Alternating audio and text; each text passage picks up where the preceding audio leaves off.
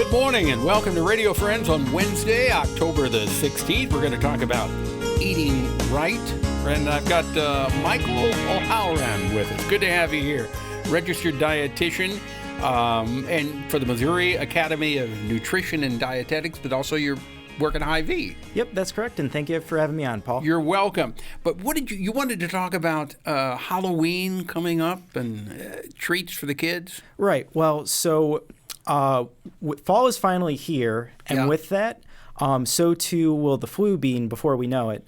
So one thing we can do to help prevent the flu is to eat foods that are rich in a variety of vitamins and minerals. And one particular type of food that you can eat is foods that are rich in vitamin A. That can really help us kind of brace ourselves for the spread of germs that comes with flu season to boost our immune system. What is some of the foods high in vitamin A? So foods that are going to be vitamin A, think of any red or orange produce items. So something like baby carrots, sweet potato, preferably with the skin on, and then like red bell pepper. Then there's a variety of other vegetables that have it. What about red grapes? Not so much red grapes, unfortunately. But cruciferous vegetables like broccoli as well also have a decent amount. That's high in vitamin A. Not as high as, say, sweet potato, if I recall correctly, but still great all-around vegetable. Yeah, broccoli is. Oh, for sure. But carrots, sweet potatoes, what else? Red bell pepper. Red bell peppers. Okay, those are going to help ward off the flu. Yes, and the way they do it is that, so we think of vitamin A and we think eyesight, and that's definitely true too. But what's less well known is that vitamin A helps boost our immune system by help keeping the lining of our digestive and respiratory tract healthy. Doesn't sound like a big deal, but those are our first line of defense against harmful bacteria that gives us the common cold and the flu. Now, when you talk about red bell peppers, that's different than the green bell peppers? See, I'm not a botanist, but... Well, let me tell you. I grow peppers. And you can pick them green, or you can let them stay on the vine a little bit longer, and some of them will turn red.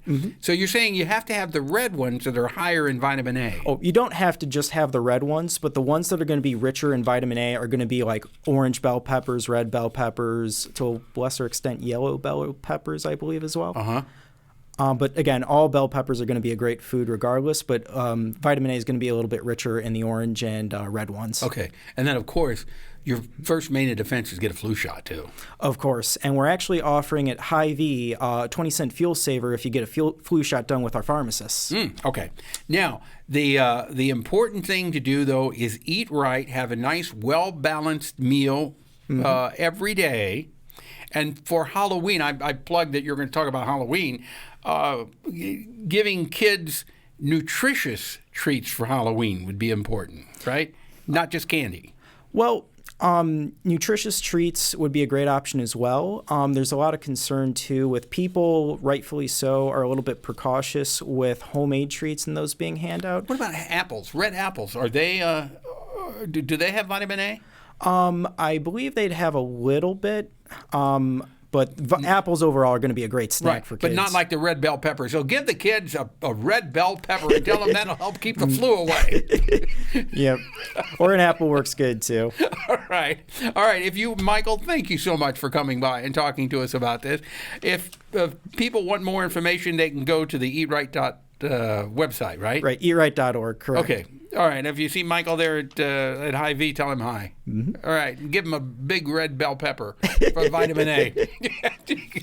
All right. For more information, go to the website. It's eatright.org, and that will give you all the details that you need about trying to ward off the flu. Remember, eat foods rich in vitamin A to help alleviate. It makes your, what'd you say, the lining of your esophagus?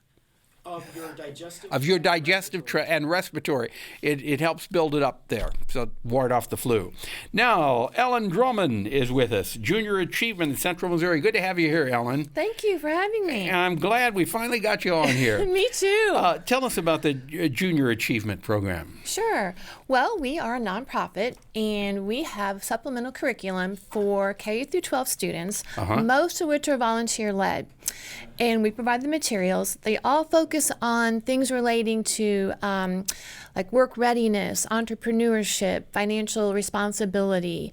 So it's all real life skills that we're teaching, we're bringing into the classroom. How are you teaching the entrepreneurship? Well, a lot of the programs we have different programs for every grade level. Yeah. So some of our older kids actually get to start a business. So they go through that whole They process. get to start a business? They do. Yeah, Now, is this a real business or a fictional no, it business? is a real business. Now, we're not really doing that in Columbia yet. We started doing that in Fulton, and they're doing a great job with that. Well, how do they start a business? They have advisors come in, volunteers that come in, and then Junior Achievement has materials. The teacher is part of it too. So they really go about, they do the whole process from picking their product or their service, the whole thing. They even close out the business at the end. So they make money. This is not a fictional business. No, it's a real business, right? And do they keep the business? How many of these No, businesses? they do close it out at the end. Okay. And there's even competitions they can get involved in too. We're part of the Greater St. Louis Junior Achievement. We're under that umbrella.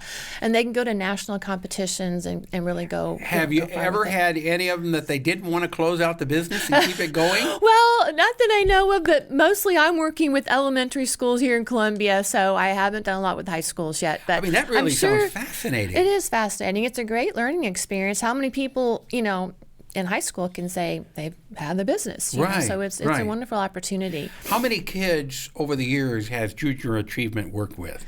Well, in Central Missouri, about 50,000. 50,000?